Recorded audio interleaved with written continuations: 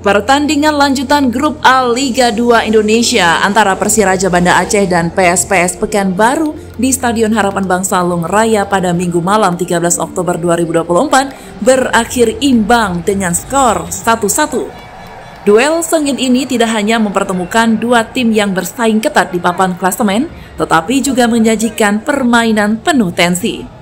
Wasit Agung Suhanda beberapa kali harus mengeluarkan kartu kuning untuk mengendalikan jalannya laga.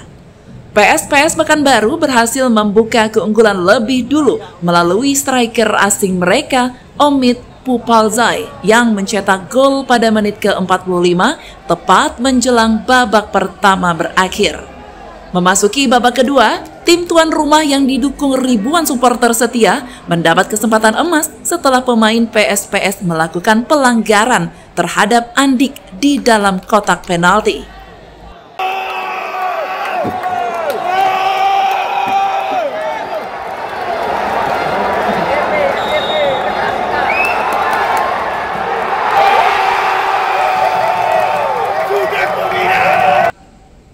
Kesempatan ini tidak disia-siakan oleh Delphi Calvre. Striker asal Inggris ini berhasil mengeksekusi penalti dengan sempurna, menyamakan kedudukan menjadi 1-1.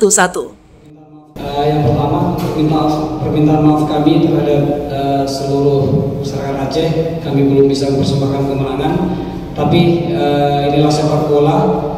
Ada kalanya kita sedikit terpleset, tapi kita juga harus berjuang lagi. Kita sudah komitmen dengan pemain, kita kehilangan poin di home, tapi kita juga harus ambil poin lagi di luar.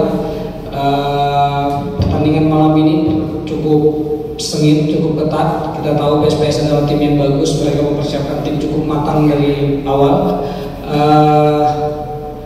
Selamat buat PSPS bisa ambil 1 poin di sini, tapi seluruh pemain juga akan bertekad untuk ke depan kita harus lebih baik dari ini. Terima kasih.